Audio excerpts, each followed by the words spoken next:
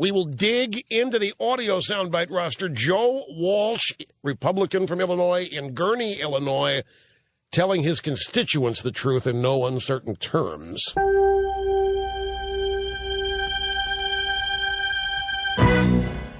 This is a great soundbite. Before we get to the debate soundbites, Joe Walsh, up-and-coming rising star in the Republican House of Representatives. He is from Illinois. He held a Cup of Joe with Joe Walsh meeting with his constituents last Sunday in Gurnee, Illinois. And during the Q&A, one of his constituents said, look at the people, Paulson and whoever else, they keep going from big bank to the government, and they go back to the banks. They just keep rotating the government to big banks. And Walsh had had enough. I agree with you about that. That's not the problem. The problem is you got to be consistent. And I don't want government meddling in the marketplace. It's not the private marketplace that created this mess. What created this mess is your government, which has demanded for years that everybody be in a home. Don't blame banks and don't blame the marketplace for the mess we're in right now. I am tired of hearing that crap. This pisses me off. Too many people don't listen. There are already mechanisms in place to do that. Are they doing their job? No. But what do you want to do? You want to bombard them with more regulations, more government? Government screwed this problem up. What do you want? Well, you know what you've got? Because you know what you've got? You got Dodd-Frank. You got Dodd-Frank now that's tying everybody's hands. You wanted more reform, more regulation? That's what you got. John, do you want more regulation? Is that what you want? Do you want Dodd-Frank? Is that what you want? I need more coffee. Joe Walsh, Republican from Illinois, trying to pound home to his constituents just who was and who wasn't responsible for the housing mess, the subprime mortgage loan, because he got a question. Look at these bankers. They keep going from the bank to the government to the bank. It's a revolving door. And it is, but they're not the problem. It was your government.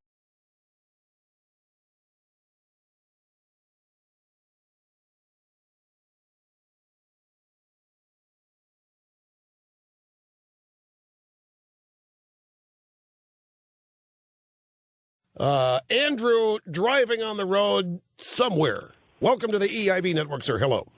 Rush, thank you so much for taking my call. You bet. I'm a Joe Walsh constituent, and I'm a supporter of Joe Walsh.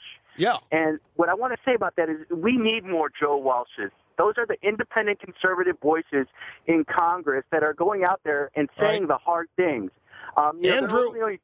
Andrew, hang on a minute. Hang on. You're calling 2.5 hours here after, and I want people to know what you're talking about. Grab soundbite number one. Grab soundbite number one, Mike. Play it. And then, Andrew, you can then start again telling us what you think. This is Joe Walsh, member of Congress, Illinois, recently talking to a group of his constituents. Now, that's Joe Walsh. That's passion. People like passion. The media, by the way, Andrew, the media is really, really ripping him here for using those words like crap and peed off. Meanwhile, the Wall Street people can actually pee on people, and nobody says a word. This guy talks about it, and they give him grief. Yep. But, and the thing is, Rush, is that he is an up-and-coming leader, and I don't think the mainstream Republicans want that. I think they want people to just sit down, shut up, and get in line. And that goes back to what happened in 2010 in the Senate. They didn't like the candidate from Delaware. They didn't like the candidate from Nevada. And if you think about it, Stingy Harry still had to call in his union buddies to try to get elected. And, I mean, if our Republican quote-unquote leaders, who are supposed to be these smart individuals, would get behind the candidates the people want, the true conservatives want, this wouldn't be an issue. And it pains me to say that, because our leaders are not supporting the true conservatives in our movement right now, and it's frustrating. Well, but they haven't. They didn't support Reagan until they had no choice. And then they all wanted to be part of the action when Reagan was profoundly successful. But then when Reagan was defeated, the Reagan people were summarily dismissed and demoted and gotten out of the White House when the Bush 41 team moved in there. So this is nothing new. You're just learning about it for the first time. It's something that's really not been exposed. And it's something it hasn't been this obvious. And what's making it obvious is Obama. I have to tell you something. The war within the Republican Party between the so-called establishment conservatives has always been going on. It was I mean, Gerald Ford versus Reagan, and it was big in 76 and 80.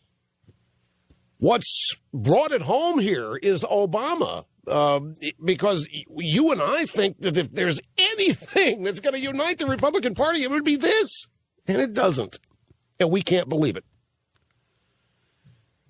I mean, we're now asking ourselves, what if Moscow took over this country, if Putin came in, if we went full-fledged, no question about it, wall-to-wall communism, would the establishment Republicans want to do something about it? Or would they want to share power with them? How would it be different than what's happening today? Because these guys today, the communists, they're still trying to say that they're not. They don't even want to be called liberals. They want to be called Democrats or progressives or what have you. But this is my point. This is why so many of you, like old Andrew out there, don't understand it. It doesn't make a lot of sense if you don't have a base of knowledge entering this arena with. If you happen to be believing in politics 101, where one party is unified against the other party, and it doesn't work that way. And then you have the most polarizing figure ever to hit the White House, at least in the modern era, at least in our lifetimes, and doesn't produce unity. It does leave people scratching their heads.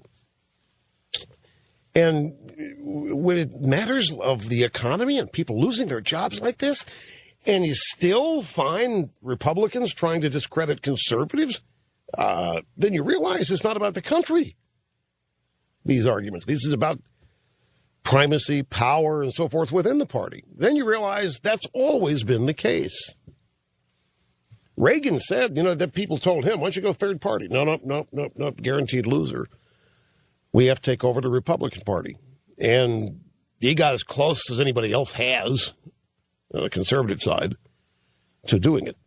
And it's what needs to be done today.